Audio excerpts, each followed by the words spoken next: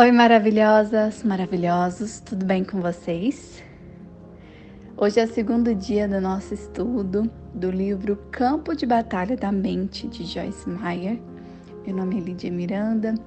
Vamos ler das páginas 17 a 27 hoje.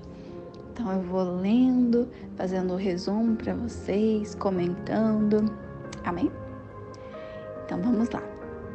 Nós vamos ler os capítulos 2, 3 e 4 hoje. Capítulos muito importantes, com ensinamentos incríveis. E ela começa no capítulo 2 com o título Uma Necessidade Vital. Lá em Provérbios 23, 7, diz assim: Porque como imagina em sua alma, assim ele é. Esse versículo, por si só, ele fala que assim como nós pensamos, assim acontece. Então os nossos pensamentos são muito poderosos. De acordo com o escritor do livro de Provérbios, Salomão, nossa mente tem um poder criativo, uma habilidade criativa.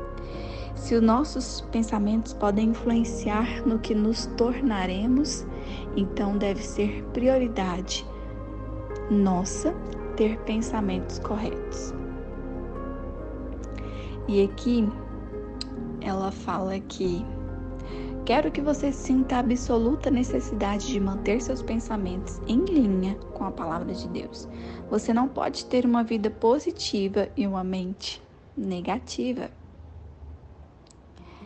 Então aqui ela mostra a comparação da mente da carne e a mente do espírito.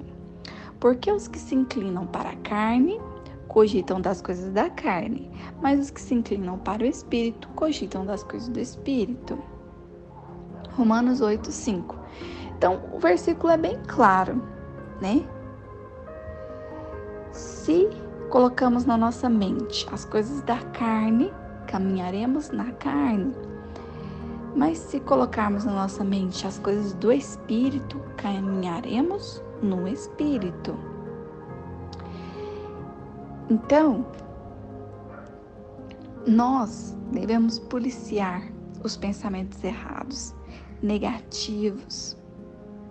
Porque se a gente pensar só dessa forma, nós não vamos caminhar no Espírito. Para ter uma mente renovada, santa, nós precisamos alimentar mais o Espírito e é uma necessidade vital para uma vida bem-sucedida, uma vida cristã. Então, é muito importante prestar atenção nisso. A sua vida pode estar em um estado caótico pela sua maneira errada de pensar. Você já pensou nisso? Você já pensou no que você anda pensando? É importante que você entenda o fato de que a sua vida não vai se endireitar até que você policie a sua mente, até que a sua mente seja renovada, transformada. Porque a mudança começa na mente. E aqui ela fala assim, você deveria considerar essa área de necessidade vital. Seja sério a respeito de demolir as fortalezas que Satanás construiu em sua mente. Use as suas armas da palavra, do louvor e da oração. Como nós vimos ontem, né?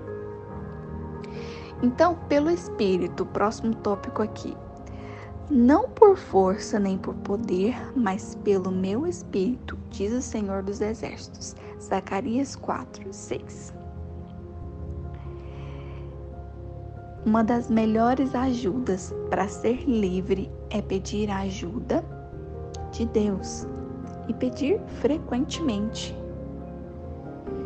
Na oração, peça, porque você não pode vencer esse problema sozinho. Mas você precisa ser determinado pelo Espírito Santo, não por força da nossa carne. O Espírito Santo é o nosso ajudador, como nós vimos no livro Bom Dia Espírito Santo. Busque a ajuda dele, descanse nele. Você não pode realizar isso sozinho. Então é uma necessidade vital para o cristão. Você precisa pensar corretamente. O que é vital? Ela fala muito sobre isso aqui, nesse capítulo. Vital é como a batida do nosso coração, a pressão sanguínea. Isso é vital. Essas coisas que a gente precisa delas para que tenha vida, né? Sem elas não tem vida. E aqui ela fala que quando ela percebeu que a forma correta de pensar é vital para uma vida vitoriosa, ela tornou séria sobre refletir sobre o que ela estava pensando e escolher os pensamentos dela cuidadosamente. Então nós temos esse poder de escolha. O inimigo não tem poder sobre você. Ele lança as flechas, lança os pensamentos ruins, mas entenda que ele não tem poder sobre você, sobre a sua mente. Você é do Senhor Jesus. Sua mente, a sua vida, o seu coração, sua família, sua casa é do Senhor Jesus. Não aceite nada mais. Nada fora disso. Nada fora da perfeita, da boa e da agradável vontade do Senhor para você. Não aceite os problemas. Não aceite o desmoronamento da sua casa, do seu lar, da sua família, do seu casamento. Não aceite. Não aceite. Lá em Mateus 12:33, fala assim: ou fazei a árvore boa e o seu fruto bom, ou a árvore má e o seu fruto mau, porque pelo fruto se conhece e reconhece a árvore. Então, a árvore é conhecida pelo seu fruto, a Bíblia diz isso. E isso é verdade em nossa vida, porque os pensamentos produzem frutos. Tenha pensamentos bons e o fruto em sua vida será bom. Tenha pensamentos maus e o fruto será mal na sua vida. Então tenha uma atitude de ser uma pessoa, uma mulher, um homem que sabe escolher o tipo de pensamento que prevalece na sua vida. Uma pessoa bondosa pensa de maneira bondosa. Uma pessoa má, de maneira má. Não tem como ela ter pensamentos bons. Entende? Lembre-se de Provérbios 23:7 e permita que ele tenha um impacto em sua vida, porque como você pensa em seu coração, assim você é. Amém? Terceiro tópico. Terceiro capítulo. Não desista. Gálatas 6:9. E não nos cansemos de fazer o bem, porque a seu tempo ceifaremos, se não desfalecermos. Então não importa o quão ruim esteja a condição da sua vida e da sua mente, não desista. Reconquiste o território que Satanás roubou de você. Se necessário, reconquiste. 1 polegada de cada vez, sempre descansando na graça de Deus e não na sua própria habilidade, para conseguir os resultados desejados. Em Gálatas 6:9, o apóstolo Paulo simplesmente nos encoraja a continuando. Não seja um desistente. Não tenha aquele velho espírito desistente. Deus está procurando por pessoas que vão caminhar com Ele. Então, vá em frente. Seja o que for que você esteja experimentando na sua vida nesse momento, eu estou te encorajando a ir em frente e a não desistir. Abacuque 3,19 diz que a forma de desenvolvermos pés como os da corça. A corça é um animal que pode galgar montanhas rapidamente. É andar, não ficar parado, aterrorizado, mas andar e fazer progresso espiritual em lugares altos. A forma de Deus nos ajudar a fazer progresso espiritual é estando conosco para nos fortalecer e nos encorajar a continuando nos tempos difíceis. É fácil desistir, mas demanda fé para ir em frente. Tenha fé. A escolha é sua. Gálatas 6:9. Os céus e a terra tomo hoje por testemunhas contra ti, que te propus a vida e a morte, a bênção e a maldição. Escolhe, pois, a vida para que vivas tu a tua descendência. E a tua descendência. Então, não importa quão ruim esteja a condição da sua vida e a sua mente, não desista. Não desista. Vá em frente.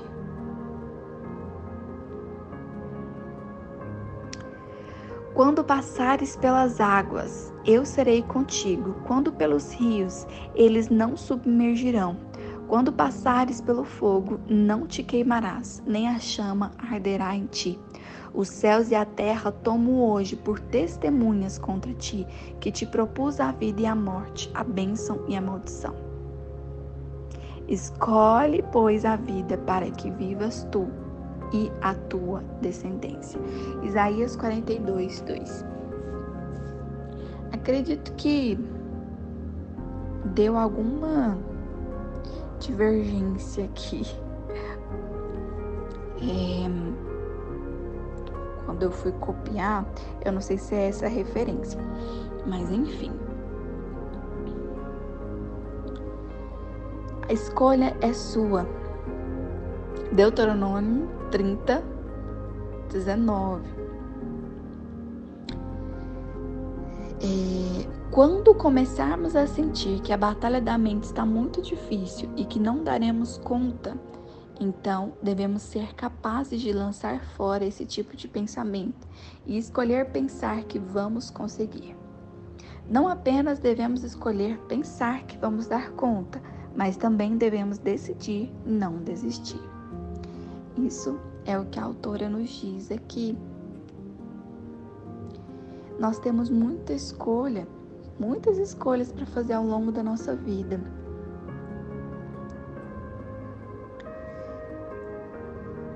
Mas os nossos pensamentos se transformam em nossas palavras. É muito importante que nós escolhamos ter pensamentos geradores de vida. E quando a gente fizer isso, as palavras corretas vão vir. Então, não desista. Quando a batalha parece sem fim e você pensa que jamais vai dar conta, lembre-se de que você está reprogramando uma mente muito carnal e mundana para pensar como Deus pensa. É impossível? Não. Mas é difícil? Sim. Mas pense, você tem Deus no seu time. Ele é o melhor programador de computador que há por aí. Sua mente é um computador que tem o lixo de uma vida inteira programado dentro dela. Deus está trabalhando constantemente em você. Se você o convidou para tomar o controle dos seus pensamentos, Ele está reprogramando sua mente. Apenas continue cooperando com Ele e não desista.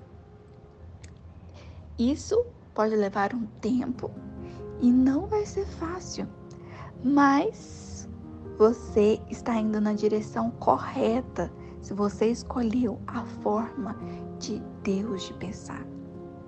Você vai gastar o seu tempo fazendo alguma coisa, então que seja seguindo em frente e não ficando na mesma confusão para o resto da sua vida.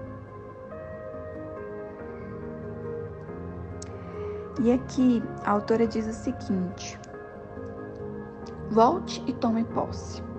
O Senhor nosso Deus nos falou em Horebe, dizendo: tempo bastante haveis estado neste monte, voltai-vos e parti. Ide à região montanhosa dos amorreus e a todos os seus vizinhos, na Arabá e a região montanhosa, e a baixada e ao Neguebe, e a costa marítima, terra dos cananeus, e ao Líbano, até o grande rio Eufrates. Eis aqui a terra que eu pus diante de vós. Entrai e possuí a terra que o Senhor, com juramento, deu a vós, pais, Abraão, a vossos pais, Abraão, Isaque e Jacó, a eles e a tua descendência depois deles. Deuteronômio 1:6-8. Então, o que é isso? O que quer dizer aqui? Moisés diz aos israelitas que era apenas uma jornada de 11 dias até a fronteira de Canaã, a terra prometida. Mas essa jornada leva 40 anos para chegar. E Deus, por que isso aconteceu? No versículo 6, ele fala assim: o Senhor nosso Deus nos falou em Horebe, dizendo: tempo bastante haveis estado neste monte. Será que você tem estado por muito tempo no mesmo monte? Você gastou 40 anos tentando fazer uma viagem de 11 dias? Na minha própria vida, tive de finalmente acordar e perceber que não estava indo a lugar nenhum. Aqui a autora diz que ela era uma cristã sem vitória, como Maria e João, na história que nós contamos. Ela tinha opiniões erradas já formadas e muitas fortalezas mentais que haviam sido construídas ao longo de anos e anos. E o diabo havia mentido para mim, e eu acreditei nele, portanto, vivia em engano. Eu tinha estado na mesma montanha por muito tempo. Gastei 40 anos fazendo o que poderia ter sido uma jornada bem mais curta, se eu soubesse a verdade sobre a palavra de Deus. Deus mostrou que os israelitas ficaram no deserto porque eles tinham uma mentalidade desértica, uma maneira de pensar errada que os mantinha em escravidão. E que ela fala que vai tratar esse assunto mais à frente. Mas agora ela recomenda que você faça uma decisão excelente de que terá a sua vida, sua mente renovada e aprenderá a escolher seus pensamentos cuidadosamente. Tome uma decisão de que você não vai desistir até que a vitória seja completa e você tenha tomado posse de sua herança legítima. E para a gente finalizar o 4º capítulo, pouco a pouco, o Senhor teu Deus lançará fora essas nações, pouco a pouco, diante de ti. Não poderás destruí-las todas de pronto, para que as feras do campo se não multipliquem contra ti. Então, a renovação da sua mente acontecerá pouco a pouco, mas não desanime se o processo parecer lento.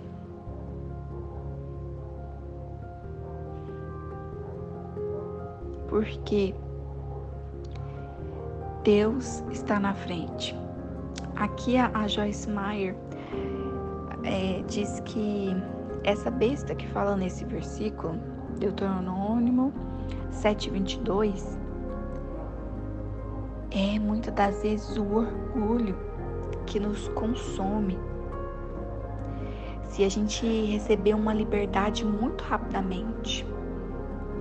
E ela diz que, na verdade, é melhor ser liberta em uma área de cada vez, porque dessa forma nós vamos valorizar mais nossa liberdade. Vamos perceber que é um verdadeiro presente de Deus e não alguma coisa que podemos conseguir por nosso próprio esforço. Entende? O sofrimento precede a libertação. Aqui também ela fala que... eu vou ler para vocês. Creio que desde o momento em que percebemos que temos um problema, até que Jesus nos liberte, suportamos um tipo de sofrimento, mas nos regozijamos ainda mais quando a liberdade vem. Quando tentamos fazer alguma coisa por conta própria, falhamos e então percebemos que devemos esperar em Deus. Nosso coração transborda com ações de graças e louvor quando Ele se levanta e faz o que não podemos fazer por nós mesmos. Então, agora você entende por que é um processo longo, por que não é assim um estralar de dedos. Mas não há nenhuma condenação.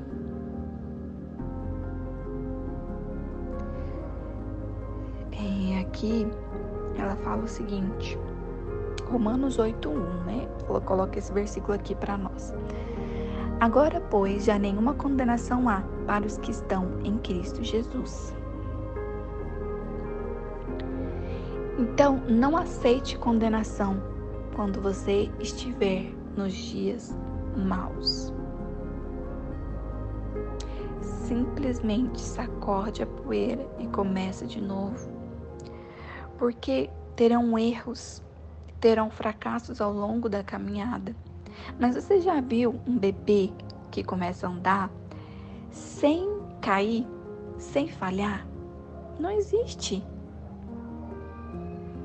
O sucesso vem através de pequenos fracassos, pequenos erros, porque assim você aprende, você levanta, sacode a poeira e tenta de novo. Pouco a pouco, é dessa forma.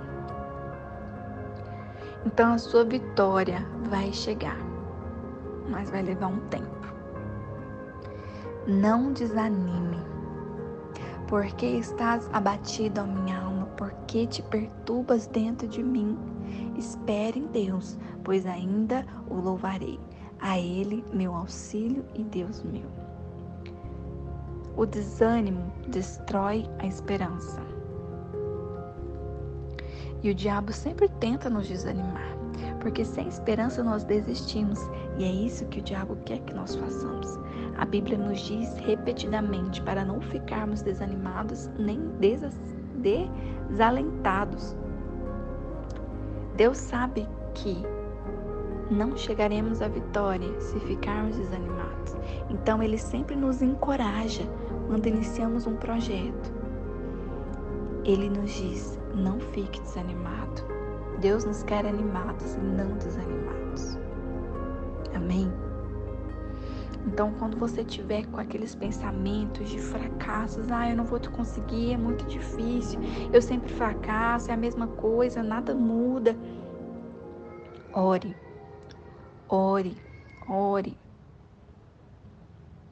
Repreenda esses pensamentos. Não admita esses pensamentos, porque você já sabe de onde eles vêm. Ele vem do nosso inimigo. Você tem 3 inimigos: o diabo, a carne e o mundo. Com certeza esses pensamentos vêm de algum deles. Entende? Ao invés de você pensar negativamente, pense assim: bem, as coisas estão indo meio devagar, mas graças a Deus eu estou fazendo algum progresso. Tive um dia pesado ontem, eu escolhi a forma errada de pensar o dia todo, Mas, Pai, me perdoa e me ajuda a continuando. Cometi um erro, mas pelo menos esse é um erro que não vou cometer de novo. Hoje é um novo dia. O Senhor me ama. A sua misericórdia é nova a cada manhã. Eu me recuso a ficar desanimado. Eu me recuso a me sentir condenado. Pai, a Bíblia diz que tu não me condenas. Tu mandaste Jesus para morrer por mim. Eu vou ficar bem. Hoje será um dia maravilhoso. Tu me ajudas a escolher os pensamentos corretos hoje. E aí, quando você parar, você vai se sentir melhor, vai se sentir vitoriosa, alegre, positiva. Temos que ter paciência. Temos que ter paciência. Algumas vezes Deus faz as coisas devagar. E Ele usa o difícil período da espera para aumentar a nossa fé e permitir que a paciência realize seu trabalho perfeito. O tempo de Deus é perfeito. Ele nunca está atrasado. Amém? Filipenses 1:6 diz o seguinte: creio em Deus, creio que Ele está trabalhando em mim, independente de como eu possa me sentir ou de como a situação possa parecer. O Senhor começou uma boa obra em mim e Ele a levará a bom termo. É dessa forma que você pode efetivamente usar a sua arma da palavra para destruir fortalezas. A autora diz o seguinte: recomendo-lhe que não apenas pense corretamente de propósito, mas também que você caminhe a milha extra e os repita em voz alta como sua confissão. Então lembre-se de que Deus o está libertando pouco a pouco. Então, não se sinta desanimado e condenado se você cometer um erro. Seja paciente com você mesmo. Amém? Então até amanhã. Te vejo lá no Instagram, que eu estou postando todos os dias.